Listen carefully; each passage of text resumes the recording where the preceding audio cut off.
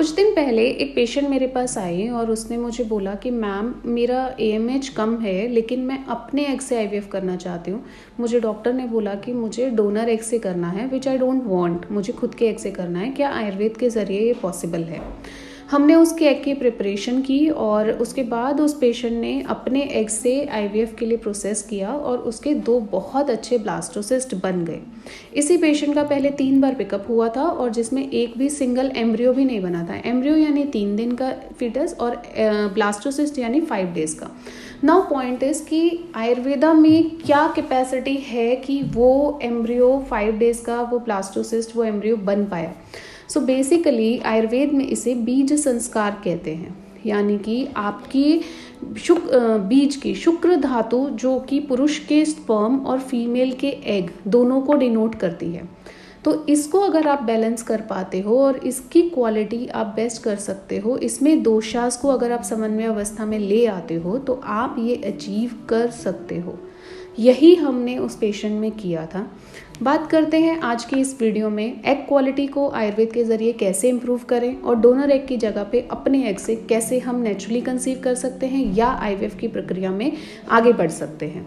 इसी वीडियो को अंत तक ज़रूर देखें, मैं यकीन मानिए आपको आपके सारे सवालों के जवाब ज़रूर मिलेंगे। तो बेसिकली आयुर्वेद ये बोलता है कि हमारी 7 धातुएं हैं, रस धातु, रक्त धातु, मांस धातु, मेद, अस्थि, मज्जा और शुक्र धातु। शुक्र धातु हमारी अंतिम धातु है। बहुत सारे लोग कंफ्यूज होते हैं कि शुक्र धातु यानी कि पुरुषों का शुक्र या सीमेन, नहीं। फीमेल्स में शुक्र धातु से तात्पर्य आपके स्पर्म, आपके एग से है और पुरुष में शुक्र धातु से तात्पर्य जो है वो आपके एग स्पर्म से है। तो बेसिकली आप अगर इन दोनों को ठीक कर लेते हो तो आप अपने एग की क्वालिटी को एनहेंस कर पाते हो। नाउ पॉइंट इज कैसे इंप्रूव कर सकते हैं। आयुर्वेद ये बोलता है कि रिप्रोडक्टिव सिस्टम में ऋतु, क्षेत्र, बीज और अंबु, इन चारों का दोषों में समन्वय अवस्था में रहना बहुत इंपॉर्टेंट है। अगर आपका वात दोषा विशिएटेड है तो एग की क्वालिटी अच्छी नहीं होगी।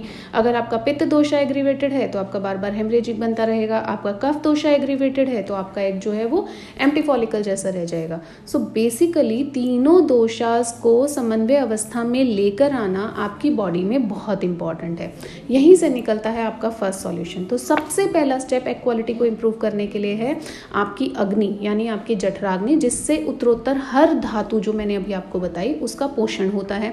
तो उत्तरोत्तर धातु में जो अंतिम धातु शुक्र धातु है उसका पोषण होगा तो आपकी शुक्र धातु अच्छी होगी। अग्नि आपकी अच्छी है और आप अपने दोषास को लाइफस्टाइल के जरिए बैलेंस करते हैं और अपने खान पान से बैलेंस करते हैं या दवाइयों से बैलेंस करते हैं तो आपकी चीज़ें बेहतर हो जाती हैं। तो सबसे पहला हमने काम किया, अग्नि को अच्छा किया, ताकि हमने जो भी इनटेक किया, whether we are taking medicine और वी आर टेकिंग एनीथिंग जो हमारी बॉडी में अंदर जा रहा है, तो अग्नि अच्छे होने से 7वीं धातु या उत्तरोत्तर धातु जो हमारी शुक्र धातु है उसका पोषण पूरी तरह से होगा।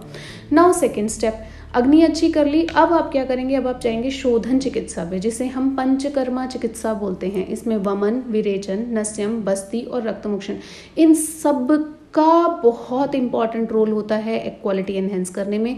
किसी एक चीज़ के जरिए आप ये सब बैलेंस नहीं कर पाते हो, तो आपको ये सारे पंचकर्मा एक प्रॉपर आपकी सत्व को बैलेंस करते हुए आपको कौन कौन सी मेडिसिन किस किस पंचकर्मा में इस्तेमाल करनी है। सपोज आप वमन कर रहे हैं तो कौन से घृत से, विरेचन कर रहे हैं तो कौन से घृत से, बस्ती कर रहे हैं तो कौन से हर्ब से कर रहे हैं, नस्यम कर रहे हैं तो कौन से ऑयल से कर रहे हैं, रक्तमोक्षण कर रहे हैं तो आप लोकल भी करने वाले हैं, लीच थेरेपी भी करने वाले हैं, हाथ से भी करने वाले हैं। इस तरीके से आप ये सब चीज़ों को बैलेंस आउट करते हैं। प्लस इन सब से इम्पॉर्टेंट उत्तर बस्ती जो कि डायरेक्टली रिप्रोडक्टिव सिस्टम पर काम करती है, ओवेरियन एक्सेस को स्टिमुलेट करती है। बहुत सारे लोग बोलते हैं ओवरी अलग है, आप तो यूट्रस में दवा डालते हैं।